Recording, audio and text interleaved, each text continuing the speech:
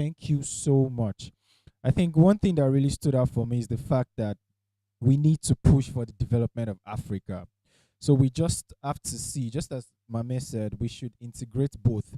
So at the end of the day, we want to be able to integrate climate action into the developmental agenda, putting it at the heart of it, such that as we are driving the development of Africa, we are as well pushing um, climate action. So, which I think is very essential. And as young people, just as the keynote address from my mates, it's important that we are able to push this time and age. There are more people on earth right now. There are more population. Everything is more. So like it wouldn't even matter anymore, even if you have just a first degree.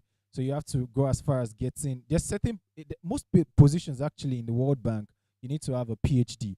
So things are getting really tight, and most times you really want to stand out. So you have to as well be able to clearly articulate all of the things you want to achieve and how you want to go about it. So every other thing would then be fine. Thank you so much, my man. Thanks for your time. Thanks for having us, and then we hope to see you some other time again. All right.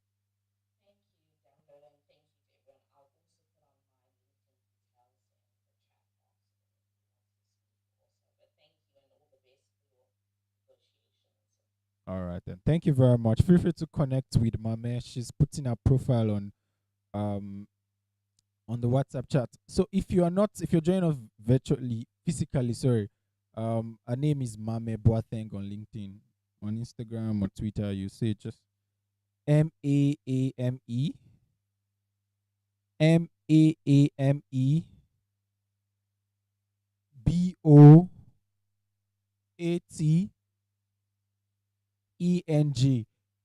But I'm sure like there are several people bearing that name on LinkedIn.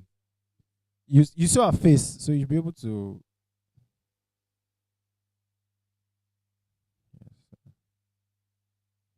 So you'll be able to, yeah, do it.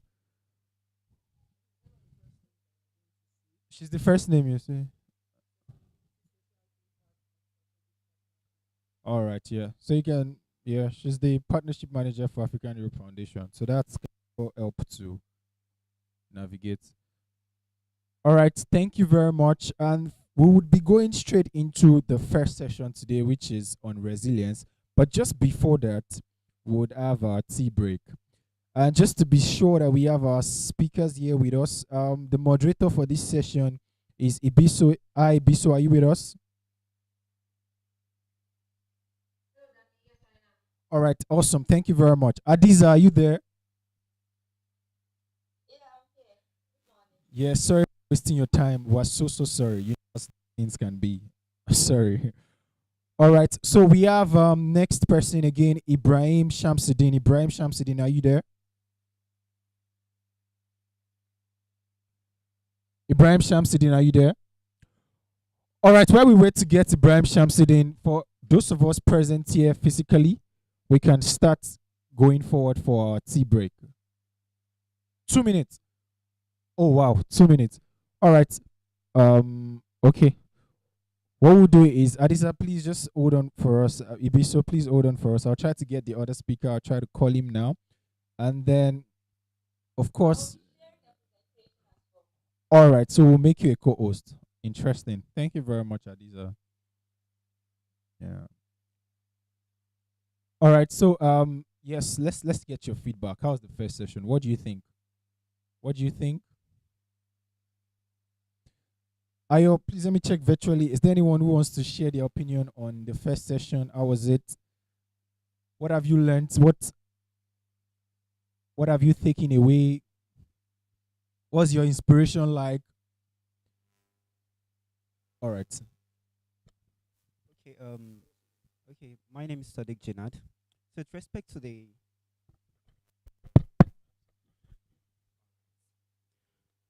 respect to the opening session, I can you hear me now? It's very close. Hello, hello. Close. Okay, better, right? Okay, with respect to the opening session, personally, I relearned a couple of things. In as much as it's so obvious that the entire climate crisis is eating deep into our community, into our society, especially here in Africa. We are like the most vulnerable people to the entire climate crisis. But I tend to, see it from another perspective again, from the keynote speaker. The fact that she said that with all of the flooding which had been occurring, we also saw what's happened in Kogi State, and then even Lagos too. It had been raining. A lot of our communities have been flooded and all of that. And for all of this crisis to be a kind of mitigated, definitely government will be needing funding that have been budgeted for other aspect of development. But the fact that there is an impending crisis, then it means funding that have been budgeted for other forms of development will now be diverted into solving those immediate crises. So I think that's one thing that I've realized: the fact that the climate crisis goes beyond just beyond flooding our communities, you know, leading to loss of lives and properties and all of that. It goes really, really beyond that. It goes as far as a kind of taking funding away from other aspect of development into solving some other problems. Thank you.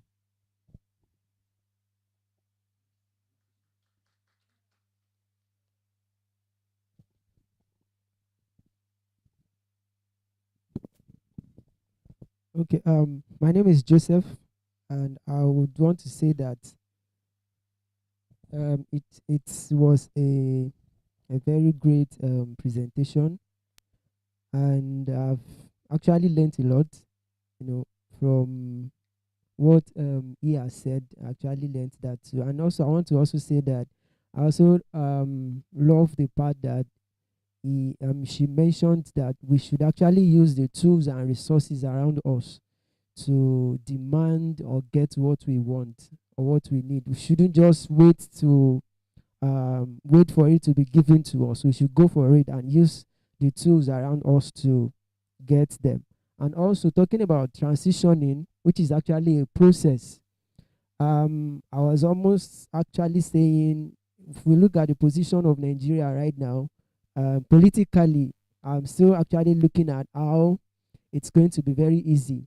So that means youth have to maybe be more proactive if we are going to actually achieve something like just transition in Nigeria. Because one thing about Nigerian politics is there is always interference.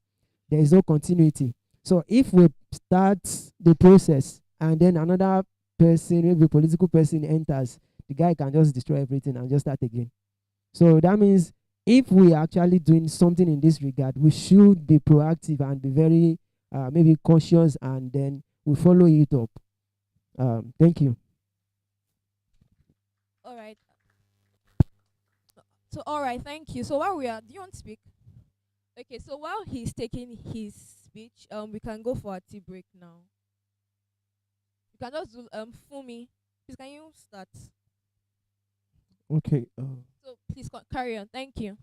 All right. So, going back to what Mame said, I think what stood out for me was when she made it clear that in a couple of years to come, there used to be policy implementers. Okay, but we're in Africa and we're in Nigeria, and we've seen that we've had this backlogs for years, decades. So we see a system whereby in our political scenes we don't find youths. It's like zero. How would zero engagement? Okay, so what are we looking at? We don't. I don't see any visible changes coming to Africa if we don't have youths playing a big part, you understand, in decision making. Because like you just talked about the political scene, it's like recycling the same old people. Okay, we've been talking about climate change. They're actually felling down trees in the east. Go down south. Okay, we are talking about climate change. Look at Lagos. We are not done even talking about recycling. There are plastics. Look at the drainages. Everything still, the structure is still almost the same. So I think what strikes me is the fact that youths have to come down to the awakening that we have to get engaged. I think that boils down to where she said we now have to use free resources. That means there has to be a whole lot of developmental work. There has to be synergy. There has to be working together. There has to be partnerships in order to bring up a new wave of youth activation in Nigeria. Like now, let's go back to Nigeria. the NGO scene, the climate action scene. When last we find youth coming together to say, okay, we want to speak for this, we want to raise our voice for this reasons. No, you won't find that, okay? Because it's like everything is scattered. This one is doing this one is doing this, oh, this one wants a different result. Going down to the political scene again, it goes down to money. And you know that the money that is needed to fight or mitigate the effect of climate change is in politics. It's in the hands of the politicians. Where else are you going to be getting the money from? Okay? So please, I think we all should remind ourselves that we need to be active. We need to develop ourselves so that in the next 5 years, 10 years, we could be part of the policy makers that would actually bring about the implementation of these structures that will bring about the development in society. Thank you very much. Thank you. I think you wanted to say something as well. Could you please pass the mic down? Or you have something to say? Good morning. Okay, my name is Yoma Chinonso. Talking about creating jobs, green jobs actually. Something came to my mind. Most of us might get this job and forget the reason why. Because most of us we are going for the money, not for this thing. But locally, before you even talk about international, we can start creating jobs ourselves without looking for jobs. Take for instance, plastics. There are so many people doing it, but still there are plastic waste, which means we are not enough. You get so there are. It's not. Sorry, how will I put it? Like, it's not a must that we must sell internationally. Take me for instance. I recycle plastics. I don't sell it. I use them to build bulbs, to build torchlights for energy. Yeah. So these are what we ought to look into, not just looking for the international jobs. Won't apply for UN or any other this thing, but we need to look inward first of all. Start from our local this thing. If we start locally, then we can go internationally. Thank you. Thank you very much. So, then we have one virtual comment. So Bethel Clement says, got a takeaway. Aside from pushing for African climate actions, let's also push for Africa's development as a whole.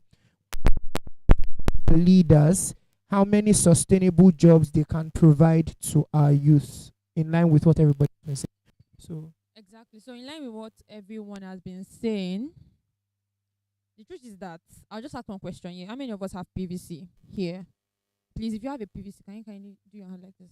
Okay. So that's like 4, and we are how many? Okay, that's like 6, 7.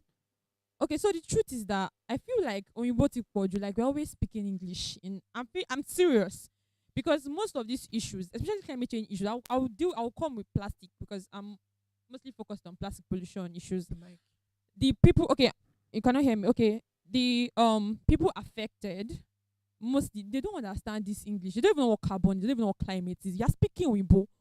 Weibo is too much. Like, we really need to come down to their level. See, this is not about money. We all have a street we are living in Lagos. I am living in Lawansin. Well, Boyi Bombe. For me to tell them, I actually go there. They know me on my street. I'm always carrying this bottle. Why? Because I'm trying to pass a message that Emma Dale, use water bottles. Do you understand? So I feel like because we are learned, and now for us to work in UN, you have to have PhD. I'm like, oh, me when no one read again. Okay, no problem. I will try to do that because I want to make a change. But the truth is that people that are affected mostly are not even learned. They don't even have it. They've not eaten. I never chop. They tell me, say, make I not use plastic. Do you understand? Like, that's what they say to me. So I feel like, number one, we actually need to do the right thing first. Can you right thing? Don't look at money. See, this money thing is one of the reasons why youth are failing at what we are doing. Yes. Oh, money. Is this money? Money is the issue. You want to go, you want to work in UN. It's because you and your family want to jackpot. Please remove that jackpot mindset from your head. Please, I am begging you. No matter where you are going, and representing us, please remove it from here. Come back here and come and put your money in this country. I don't know. I feel like we have not really learned lesson. COVID has not taught us. Or is it the Ukraine and Russia? I did not taught you that if Wala sup for US and your Nigerian government does not answer and pick you, you will be roaming about. Have you not thought of it? Like, are we not thinking as youths? I feel like we speak too much grammar. You go to school for what? You go and drag first class. At the end of the day, you come out, you come and work in a bank, and you did agriculture.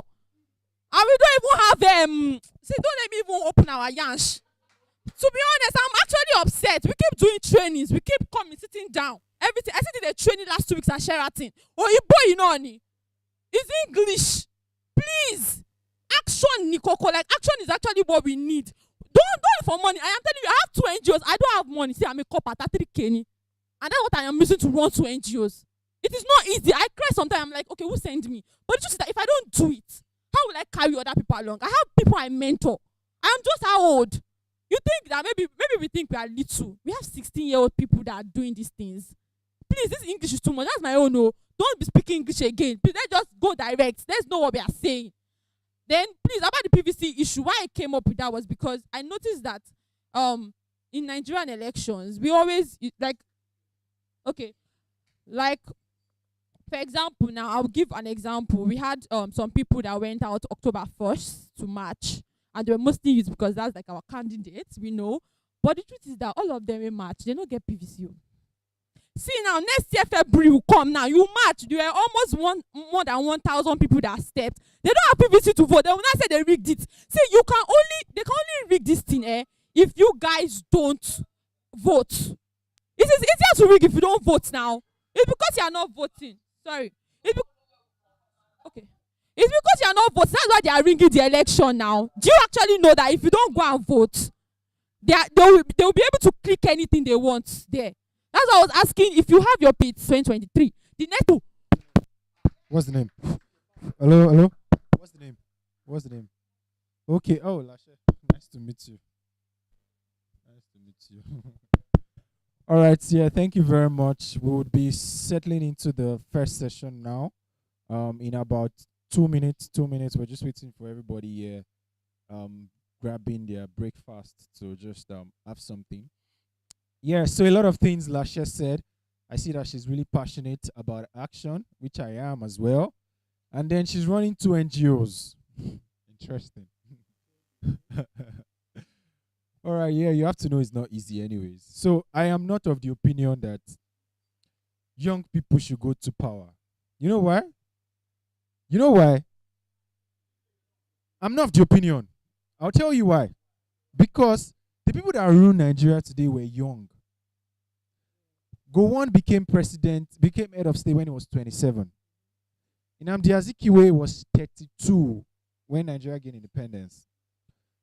Ahmadu Bello was how old? It was not up to 40. They were young people. And they were the one that started the whole narrative as to what Nigeria is, specifically speaking. So I don't care about if you're young. I don't care if you're old. I just want you to be wise. We need wise leaders.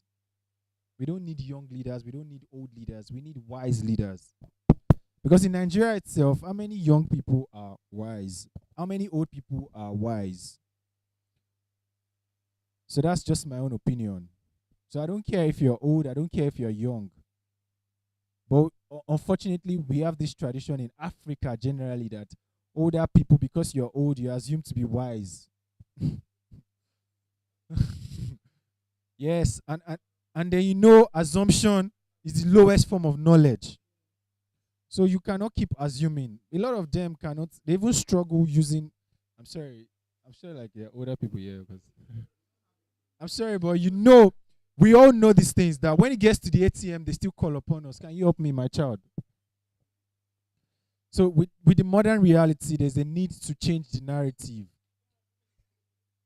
Sorry, and that's why that's what it is. I'm sorry, please. For the next election, you have the 3 candidates, which would emerge, right?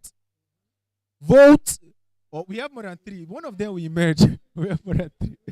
As far as Nigeria is concerned, we have 3. So, please, don't vote because someone is old. Don't vote because someone is young. Vote for who is wise. Amongst the 3 of them, I'm not saying one person. We all know who is wise. So please, let's vote for who is wise. Thank you very much. All right, please. We're about to go into session again, but just 1 minute. 1 minute, yeah. All right. Thank you. I'm happy that Lashe started the aggressive message.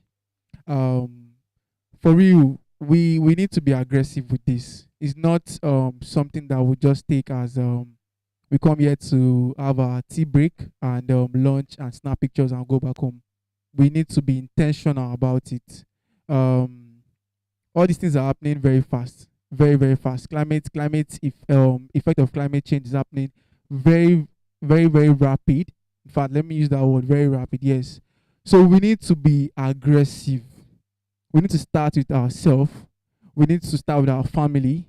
If my family is aware of all these things, if family is aware, I think most of the problem is solved already. So we're not just an activist online. We need to be physical activist as well. We need to be show that action, not just go to LinkedIn and have sweet storytelling message and when it comes to the action, we are not really doing it. So we need to be aggressive with our action as well. Thank you. Thank you very much. Thank you. What's the name? Solomon. Yes. So Solomon said action, action, climate adaptation, action. That's what concerns Africa. See, all this climate mitigation is not for Africa because Africa, it's we know we don't emit. And then yeah, I'm of the opinion. Again, I'm of the opinion. To an extent, I can maintain this stand. I'm of the opinion that climate change, as far as Africa is concerned, is overblown. Is overblown solution. We're addressing it. So that's my own take on this. And so moving to the next session, we have Adiza. Adiza Adiza is very vast in this area. She's also one of the youth representative of the African Youth Caravan to COP27. She's Ghanaian. She's based in Ghana, and she has vast experience when it comes to youth and climate action. Co-host. Oh yeah, she said she's make her a co-host. She said she'll be making a presentation. Yes, we also have Ibiso is also someone that is very passionate about climate action. In fact, if you go to her Twitter, you go to her LinkedIn, she's always engaging one way or the other. She's based in Port Harcourt. She's the founder of Grassroots. I'm sorry, I can't remember it right now. Okay, Biso, you just do the introduction once we give you the mic. Yes, she has this initiative, Grassroots, to I can't remember right now. Please pardon me. I'm so sorry. So that being said, we will then open the floor for the first session. Ibisu, are you there? Adisa, are you there?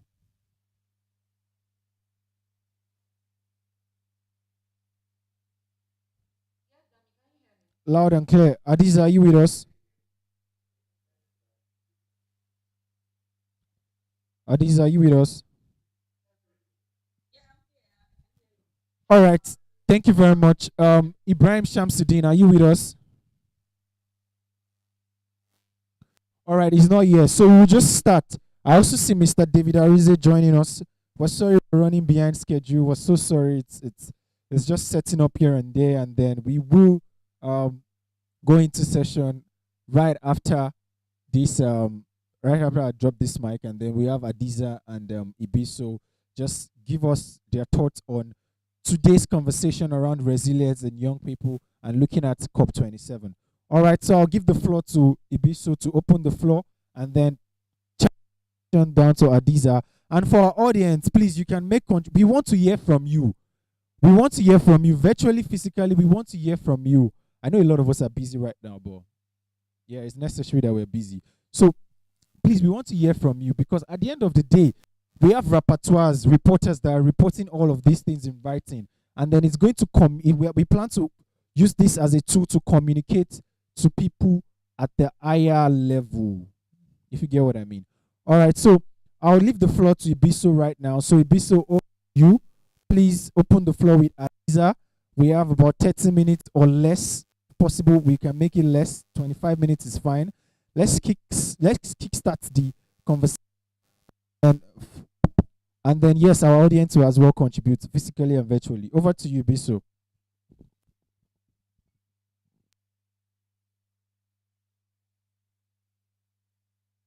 Loud and clear.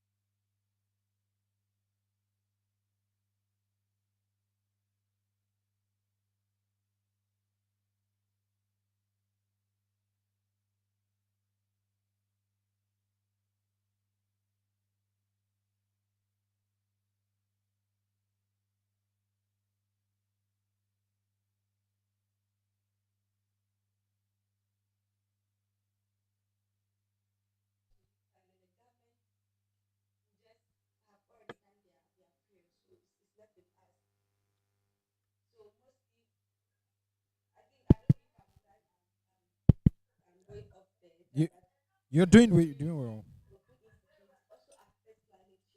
Hello.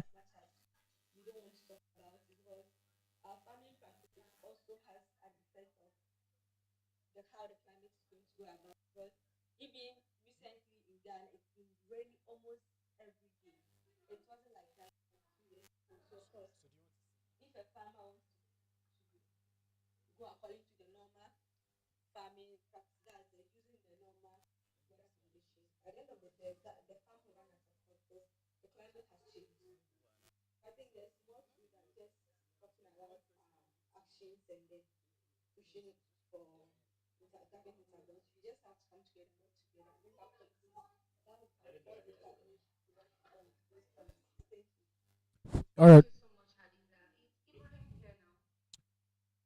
Hello, Ibrahim Shamsuddin. Are you with us? If he's not with us, we would as well just want to get some input from our panel from our. Ooh, okay, there's a. Oh, okay.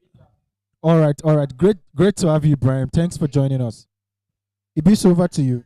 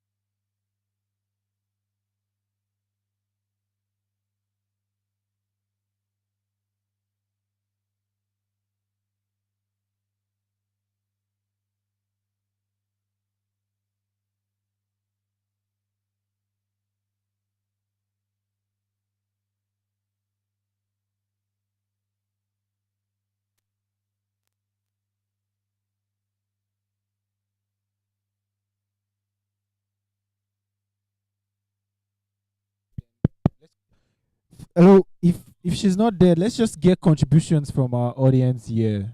I think that would be nice. All right, Ayo has Ayo wants to go through the notes in the comment section.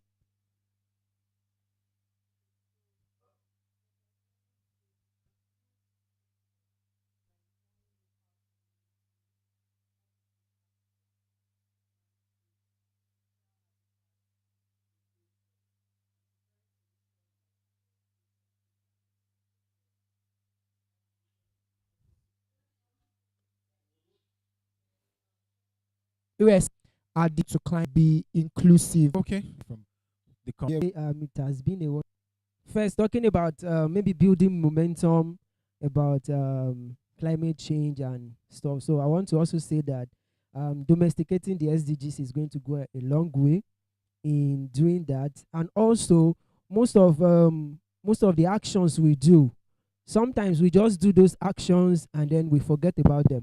For example, I think Lashe was talking the other time about maybe cleaning the environment and then telling others to also do the same. But then after doing that, what's next?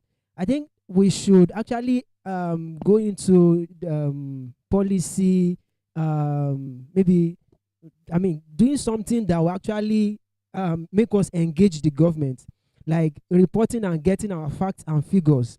So when we get our facts and figures, we can actually prosecute some things and get people to know that, okay, this is actually happening and this is what we need to do. And another thing I want to also call our attention to is that when we talk about resilience, one thing I'm actually looking at is that I think our resilience is being used against us, especially in Nigeria, because if you look at the NSAS, what really actually happened during the NSAS was because people were like, I'm just done. It's like, I'm done. I've had it enough, and they just retaliated. So I'm thinking now, when we are talking about climate change, and then we are saying resilience of youth to climate change. Oh, we can surmount any challenge. We have this. We can do this. We can, But the funny thing is that if we continue like this, things will not really change because they feel like, oh, these guys, they are just like rubber. They will just adjust. They will just adjust. So by the time you continue adjusting, things will continue. Know that the resilience we are building is not because we don't know what we can do or we don't know what to do, but we are trying to ensure that we actually follow these things. The Final gap is what, like she said, too many words, but yet no meaning. There's no meaning. We are not passing the right to train. They are trash. When the rain comes, they are flooded. They don't know. All right. So I think the action as youths, for me, some time ago I was speaking with some of my friends and I was like, can we bring down this climate change talk into our local languages? Like, use our vernacular. Use even. No. Need to simplify things. The little way we can go about this is by what? Trying to tell our simple expressions, write-offs, simple communications, and then we can have things done. Thank you.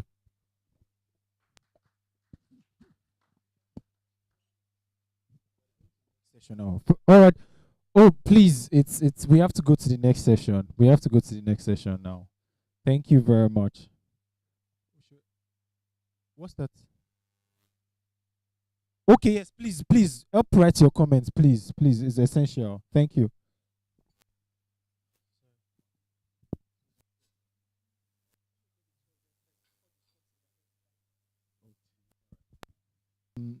Son, we enough to it. Please, we need your strength.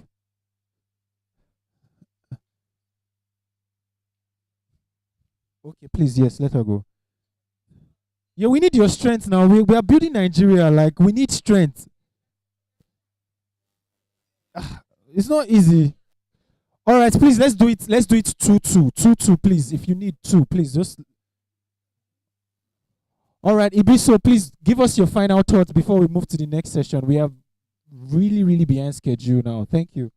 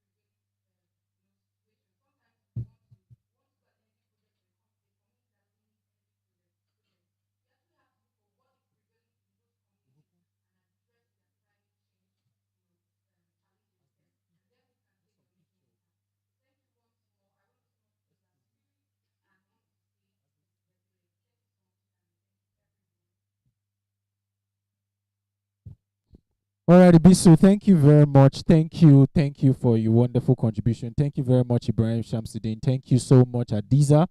Thanks so much for to our audience, especially. All right, so we'll move to the second session now, talking expressly on just Miss Chizoba. Are you with us, Miss Chizoba? Hi, Chizoba, are you with us? All right, Mr. David Arizi, are you with us? One of a kind, yeah. All right, so the second session essentially is talking about the just energy transition, and so we want to, and as well, looking at the just energy transition agenda, and looking at what Africa should put forward ahead of COP27 in this regard in the world and in Africa particularly. Loud and clear.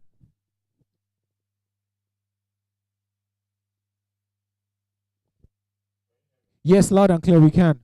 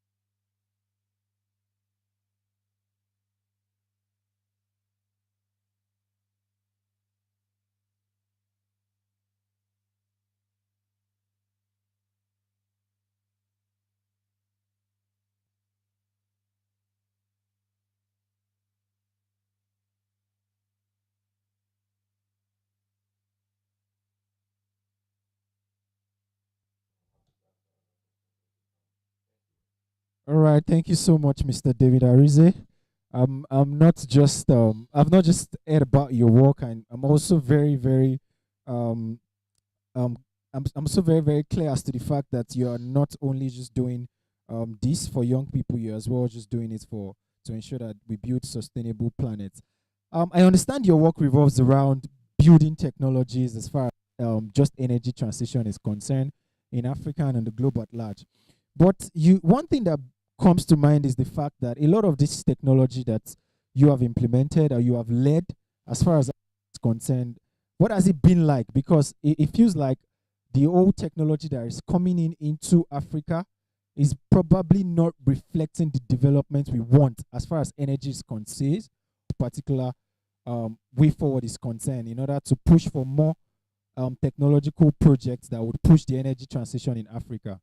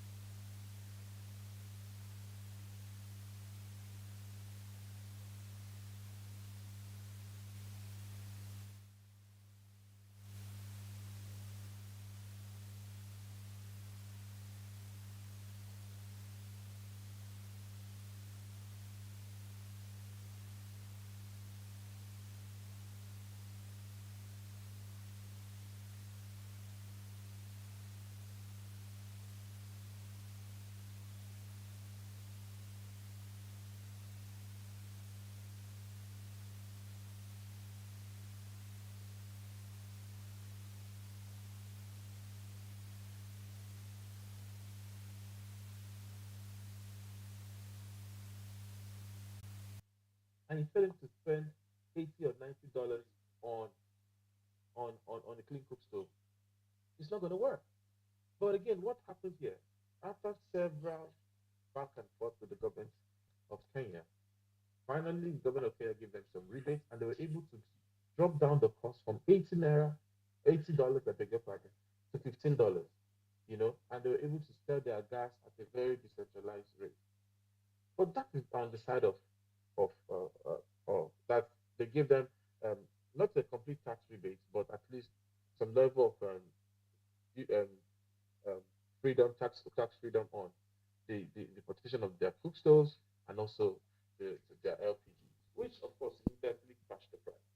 But guess what happened in the government of Rwanda? The government of Rwanda, on the other hand, gave them an opportunity to say, you know what, for the next 10 years, you have a tax holiday on everything. But in turn, what do you do for us? You need to ensure that at least 500 Rwandans have jobs within this period. You need to have access to foreign direct investment of up to 15 to $20 million. You need to ensure that since your business model works with agency marketing or so something like that, at least 5,000 Rwandans would have improved jobs or at least an additional stream of income within that period. All of these were things that were able to ensure that this company did not have to spend a did not have to spend a lot of money on tax, and so this company can scale. Why did I give us this practical example? This is the role of government. This is the role of policy. This is the role of decision makers, and this is the role that they can play in order for companies who have gone through various process of iteration have been able to get a formidable product for this product to now begin to scale in order for us to address the fundamental goal of ensuring that everyone gets energy access across the globe, especially in sub-Saharan Africa where we have a significant need. So these are just some of the things that can come into play for us to be able to scale technology, for us to be able to see meaningful technology emerge, and for us to be able to even begin to see solutions that would help add their quota for solving the energy deficits that we currently experience across sub-Saharan Africa. Thank you. Thank you very much, Mr. David. Thank you so much. I think one thing that really stood out for me is the fact that the role of governments. I mean, seeing the clear case study you talked about concerning Rwanda is a very good way to go. I mean, tax holiday to boost innovation, it's something that is very essential.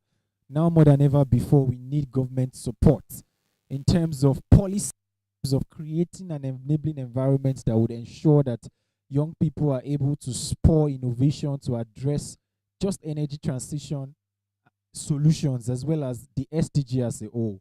Thank you very much, again, Mr. David. So we'll move next to our next panelist. That's Chizoba. Chizoba, are you with us? You can confirm in the chat box. Yes, I'm here. All right, awesome. Thank you very much. So the question to you really is what do you, just as Mr. David talked about innovation, talking about the role of government and then the role of all other key stakeholders in ensuring that we achieve a just energy transition in Africa.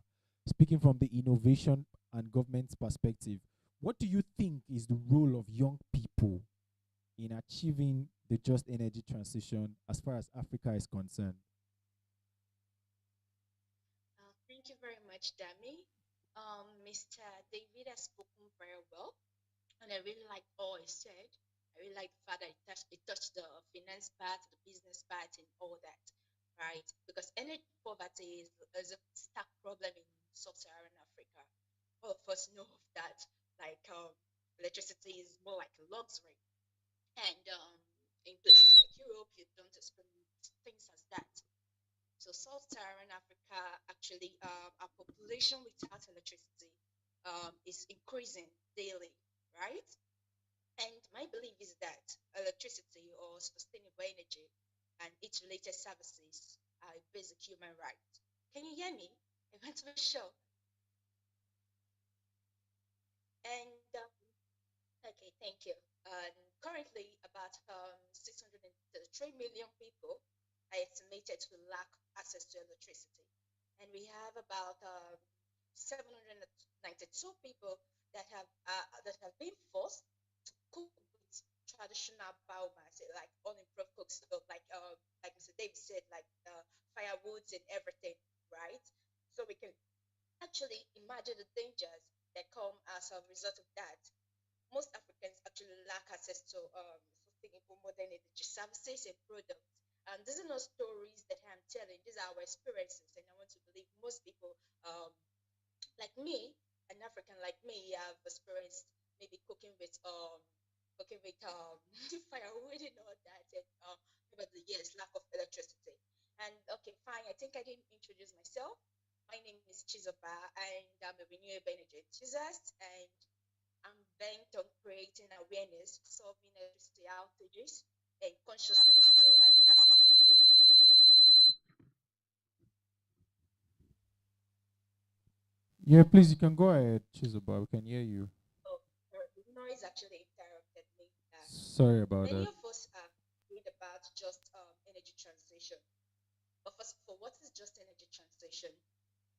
Just energy transition, it's not a big grammar, right? Actually, I think it was established around 2020, and it has actually made the significant strides to progress the evolution of transition towards a cleaner and greener energy future. We're talking about achieving net zero carbon emissions by 2050 and increasing green and sustainable jobs. Before now, I want to believe many of us were not working in the renewable energy sector or maybe doing any other green job or even advocating for climate justice. Don't worry, you don't have to be shy. For me, I started in the renewable energy sector in the year 2020, and recently, I met a couple of people in the SDG Award ceremony in Germany, and most of them started earlier this year, advocating for climate justice, accelerating the demand for clean energy solutions, building innovative solutions and ideas, right? And that's to help the demand for clean energy solutions and more. But trust me, their impact in numbers is really huge, right? And most people have done extremely well in educating, touching lives, and bringing more people together and taking action. Africa produces no more than 3.8% of global greenhouse gas emissions. And still, experts believe that it's our dearly beloved continent, Africa, that actually that can also that Africa can also contribute significantly in achieving overall emission reduction targets. We can say because we are emitting less greenhouse gas, we would not take part in the just energy transition. The effect of our changing climate affects not only one tribe, not only one people, not only one country or continent. It affects us all. Hence, the need for collaborative actions is needed. According to the director of the UNSDG Awards, right, in the ceremony we are attending, she said something that really touched me. They said sustainable solutions are only possible when minds are connected. For instance, now we are in this conference, the African Caravan to COP27. Without coming together, most of us might not learn new things that can help us in the just transition energy and as regards to as and other climate movements and other innovations and solutions, maybe as regards to agriculture and all that, right? So it's important that we are connected first. It's important that we collaborate. It's important that we come together to think of innovative ideas. So, Tammy, please, I would just like you to run down the question again so I just make sure that I'm not drifting, right?